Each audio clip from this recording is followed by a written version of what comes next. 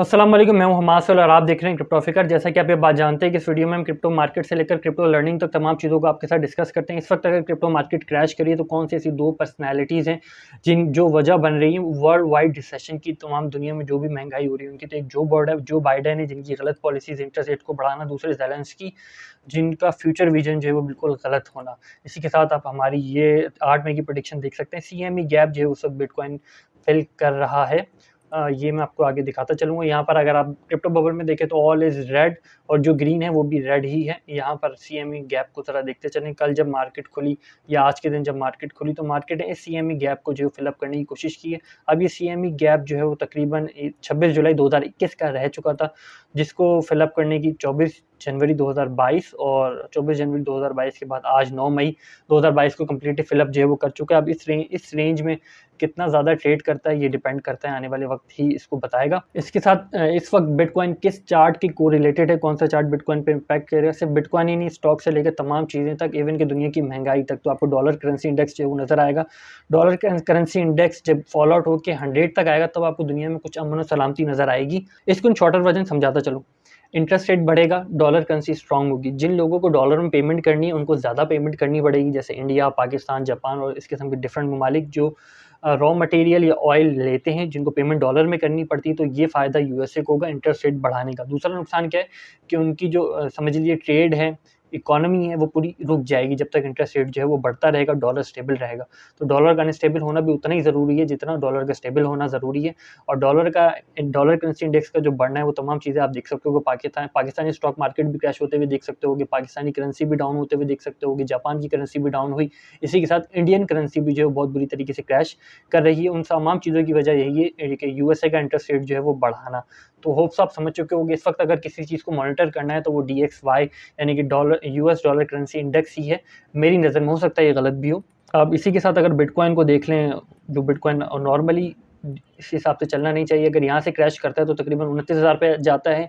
कुछ एनालिस्ट ये भी कह रहे हैं कि 10,000 तक जाएगा। हमारा मकसद होता है कि आप तमाम इन्फॉर्मेशन आपके साथ शेयर करें। अगर पर्सनली मेरा ओपिनियन देखें तो अगर जाता है 29,000 या 28,000 तक तो वहाँ से जो है एक स्ट्रॉन्ग रिवर्सल लेगा। इस पॉइंट से भी एक स्ट्रॉन्ग रिवर्सल जो ले सकता है। होप्स हो कि जब तक आप वीडियो देख रहे हो रिवर्सल ये ले चुका हो, लेकिन इतना बड़ा रिवर्सल नहीं होगा। इसी के साथ जो है वो 10,000 तक की जो बात कर रहे हैं वो फिर बहुत ही ज़्यादा जो है वो एक तरीके से अलग सिनेरियो में चला जाएगा। तमाम फंडामेंटल्स अलग हो जाएंगे, जो यूजेज हैं और जो माइनिंग का सेटअप है सारा वो बिल्कुल जो एक तरीके से कोलैप्स होता हुआ नजर आएगा। तो वो काफ़ी ज़्यादा मुश्किल है। बिटकॉइन मैक्सिमम 28 तक तो जा सकता है, इससे नीचे जाना जो है वो काफ़ी ज़्यादा मुश्किल हो जाएगा तमाम इकोनॉमी के लिए। अब इस वक्त आज के दिन जब मार्केट खुली तो नेक्स्ट तकरीबन आप 6 से 7 दिनों में बिटकॉइन को जो वो इसी रेंज में जो आप देख सकते हैं 34,000 तक, 32 टू 34,000, नेक्स्ट जो है वो आपको 35,000, और अगर जितने ज़्यादा दिन गिरते जाएंगे तो बिटकॉइन आपको 38,000 तक भी जो वो नज़र आ सकता है। इसी के साथ देखें पॉजिटिव न्यूज़ तो 46,217 पे जो है वो 200 MA है। 200 MA को तकरीबन 45,000 पे आएगा तो आप एक और स्ट्रॉन्ग रिवर्सल जो वो बिटकॉइन की प्राइस में देख सकते हैं। तो 200 MA को आपने नहीं भूलना है। इथीरियम को ले लें तो इथीरियम अपनी स्ट्रॉन्ग सपोर्ट को ब्रेकआउट कर चुका है। इस वाले से भी हमने ट्विटर पे जो है वो ये चार्ट शेयर किया था। अब नेक्स्ट जो है वो इथीरियम की सपोर्ट 2200 है। 2200 के बाद जो तकरीबन 2100 इथीरियम की सपोर्ट बनती है। इसके बाद अगर कोई सपोर्ट है तो तकरीबन 1700 और जो है वो 1300 के करीब है। मोस्ट प्रोबेबली अगर गिरेगा भी तो 2100 तक जो है वो जाना चाहिए। अब डॉलर कॉस्ट एवरेज के तहत जो बाइंग कर रहे हैं वो इस महीने भी बाय करेंगे, फिर वो नेक्स्ट मंथ जून में उनकी बाय होगी और फिर जो है वो जुलाई में शायद नेक्स्ट बाय हो, फिर वो दिसंबर तक जो है प्रॉफिट टेकिंग करेंगे। तो डॉलर कॉस्ट एवरेज के तहत कोई भी जो है वो एक टाइम में बाय नहीं कर रहा है। कुछ लोग डिफरेंट सपोर्ट्स में बाय करें, कुछ लोग डिफरेंट डेट्स में बाय करें, जो काफ़ी ज़्यादा ज़रूरी है।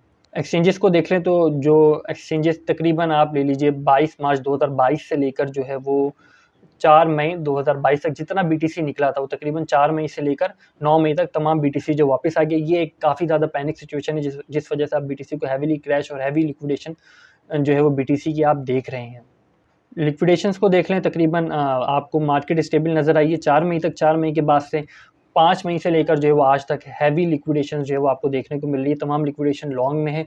शॉर्ट की बारी होप्स हो कि जब मार्केट फुली डिसाइड कर लेगी कि अब इसने क्रैश करना है 27 या 28 तक, तो आपको शॉर्ट में हैवी लिक्विडेशन देखने को मिलेगी और मिलनी चाहिए। Did Luna really buy BTC at 47 just to sell it on at 34K to defend the pack. Luna बुरी तरीके से क्रैश कर रहा है, जबकि लूना को क्रैश नहीं करना चाहिए था, स्टेबल होना चाहिए था। अब ये तमाम चीज़ें क्यों हो रही हैं, आई कार्ड में वीडियो नज़र आ रही होगी, वहाँ से आप देख सकते हैं। न्यू डेवलपमेंट जो है वो मैं आपके साथ शेयर करता चलूँ कि TRX ट्रॉन कॉइन ने जो अपना स्टेबल कॉइन जो है वो लॉन्च किया है, और उसकी वजह से जो है वो आपको टेरा लूना से इन्वेस्टमेंट के जो US टेरा लूना का जो स्टेबल कॉइन है वहाँ से इन्वेस्टमेंट निकल के जो ट्रॉन का स्टेबल एल्गोरिथमिक कॉइन है वहाँ पे इन्वेस्टमेंट जाते हुए नजर आ रही है, जिस वजह से जो है वो आपको ट्रॉन टेरा लूना जो क्रैश करता हुआ दिख रहा है और ट्रॉन जो है वो आपको स्टेबल दिख रहा है। अब प्रॉब्लम कहाँ पे क्रिएट हुई, प्रॉब्लम यहीं पे क्रिएट हुई कि 40,000 से लेकर 43,000 तक की उसकी सपोर्ट है, इन्होंने कहा है 47,000, तो सपोज ले लें 40,000 भी बाय है अगर टेरा लूना की BTC की, तो वो 37,000 पे सेल आउट कर ही नहीं सकते। एक तरह का फ्यूचर विजन है।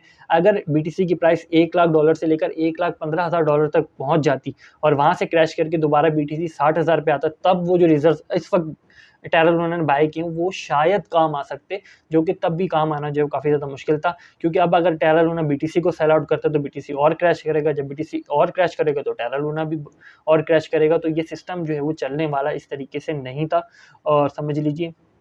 और इसी के साथ जो है वो एल्गोरिथमिक अपने जो एल्गोरिथमिक कॉइन है उसको बचाने के लिए जो है वो इन्होंने ये मूव लिया था, और एक तरह का ये मूव ये भी था कि पब्लिक जो है वो ज़्यादा इनकी तरफ जो है वो अट्रैक्ट होगी। तो फोमो जब तक रहता है, ट्रेंड जब तक रहता है, कोई भी कॉइन उस वक्त तक जो है वो स्टेबल रहता है।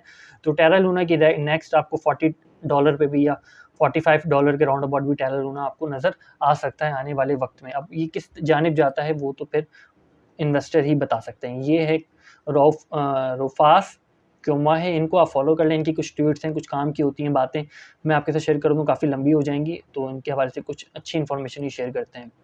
यहाँ पर देखें कुछ क्लॉक टाइम्स हैं जिन पे आपकी ग्रिप होनी चाहिए, आपको पता होना चाहिए। Karachi, New York, Chicago, London, Beijing, Tokyo, Sydney. अब न्यूयॉर्क और शिकागो में तकरीबन आपको 1 घंटे का राउंड अबाउट जो है वो तकरीबन 12:40 इस वक्त वहाँ हो रहे हैं और 1:40 जो है वो न्यूयॉर्क में हो रहे हैं। तो ये डिफरेंस जो है वो आपको इस डिफरेंस के हवाले से जो आपको पता होना चाहिए, इस डिफरेंस में मार्केट किस तरीके से वेरिएट करती है। जब आप प्रैक्टिस करेंगे तो आपकी समझ में आ जाएगा। OCO लिमिट के हवाले से मैं आपके साथ शेयर करता चलूँ। 1 कैंसिल अदर ऑर्डर होता है, एक ऑर्डर कैंसिल हो जाता है, दूसरा ऑर्डर हिट हो जाता है। मैं आपको यहाँ पर एक छोटी सी एग्जांपल के साथ समझाता चलूँ ताकि आपको जो है वो नुकसान से आप अपने आप को बचा सकें। सपोज डेट कि BTC 32,000 पे, अब आप बाय करना चाहते हो 29,000 पे, ठीक है, और BTC यहाँ से रिवर्स कर जाता है, दोबारा 33,000 पे चले जाता है, 34,000 पे चला जाता है। तो आप दोनों रेंज पे बाय OCO लिमिट के तहत जो कर सकते हो। या एक लिमिट आप दोगे 29,000, अगर 29,000 पे नहीं जाता तो जब वो जाता है 33,000 पे तब वो बाय हो जाए, और एक तरह का रिवर्सल हो जाएगा। फिर जब रिवर्सल होगा तो 33 से 34 तक भी जाएगा, वहाँ पे आप सेल आउट कर सकते हो। तो ये OCO की बाइंग लिमिट है। अब OCO की सेल लिमिट क्या है? सपोज डेट कि इस वक्त आपने बिटकॉइन खरीदा हुआ है, तकरीबन $33,000 का बिटकॉइन आपने खरीदा हुआ। अब आपको लगता है कि बिटकॉइन यहाँ से क्रैश करेगा 29,000 तक, तो आपने जो है वो स्टॉप लॉस लगाया 31,000, लेकिन आपको लगता है कि शायद बिटकॉइन जो जंप कर जाए, जो है वो 34,000 तक आप कुछ प्रॉफिट मेंटेन कर लें, तो आपकी जो सेल प्राइस होगी वो 34,000 होगी, और यहाँ से क्रैश आउट कर जाता है तो 30,000 पर आप बाहर हो जाओगे। ये OCO लिमिट इसलिए यूज़ करी जाती है, टेक प्रॉफिट और स्टॉप लॉस को मिला के यूज़ करी जाती है। इसका मेन मकसद ये होता है कि आप मार्केट में जो है वो ईजिली मार्केट से एग्जिट ले सको, जो कि बहुत ज़्यादा ज़रूरी होता है इस हाईली वोलेटाइल मार्केट में। सपोज डेट के इस वक्त आपको बिटकॉइन 32,000 पे नज़र आ रहा है, एक हल्की सी मूव होती है हैवी लिक्विडेशन के लिए, बिटकॉइन जो आपको 34,000 पे जाता हुआ नज़र आता है, फिर दोबारा से क्रैश होता हुआ नज़र आता है। मैं आपके साथ जो है वो ये पॉइंट में शेयर करता चलूँ। बिटकॉइन तकरीबन 37,000 पे था, एक दिन में 37,000 से गया 39,000, और ये तकरीबन 40,000 तक गया, और अगले दिन ही जो है वो 35,000 पे आ गया। तो यहाँ पे आपको ट्रेंड नहीं जो है वो डिफाइन कर सकते। बिटकॉइन हमारी प्रेडिक्टेड रेंज तक तो गया, लेकिन उस रेंज से बाहर भी निकल गया। तो आपने इसमें OCO लिमिट का जो आपको अच्छा खासी तरीके से पता होना चाहिए कि OCO लिमिट आपने किस रेंज में मार्केट में एंट्री लेनी है, किस रेंज में आपने मार्केट से एग्जिट लेना है, ये आपके ऊपर होता है। तो आपने उस रेंज पे मार्केट से एग्जिट हो जाना है। ये तो कुछ OCO डिस्कशन हो गई। यहाँ पर आप देखें टोकन स्निफर, ये एक इनका ट्विटर अकाउंट, ये वेबसाइट है जो डिफरेंट टोकन्स के हवाले से जो है एक तरह का DeFi का बॉट है, उसको एनालाइज करके एक रिपोर्ट देता है कि ये कॉइन सही है या गलत है, इसमें एंट्री लेनी चाहिए नहीं लेनी चाहिए। लेकिन ये जिस हिसाब से वर्क करता है टोटली जो है वो उसका रिजल्ट जो होता है 100% एक्यूरेट नहीं होता है। इस हवाले से आपको डिफरेंट फंडामेंटल्स को भी देखने पड़ेंगे। तो इस हवाले से डिटेल वीडियो जो है वो हमारी कोशिश होगी कि जब तक आप ये वीडियो देख रहे हो तो आई कार्ड में जो है वो डिटेल वीडियो आपको मेंशन हो रही हो, वहाँ से आप इसका डिटेल रिव्यू ले सकते हैं कि किसी भी कॉइन को बाय करने से पहले कौन कौन से पैरामीटर्स को जो है वो देखना चाहिए। आपकी बिटकॉइन की प्रेडिक्टेड रेंज क्या है, कमेंट में जरूर मेंशन कीजिएगा। फिल वक्त के लिए इतना ही। फकीर को अपनी दुआ में याद रखिएगा। खुदा हाफिज़, नासिर फी अमानिल्लाह।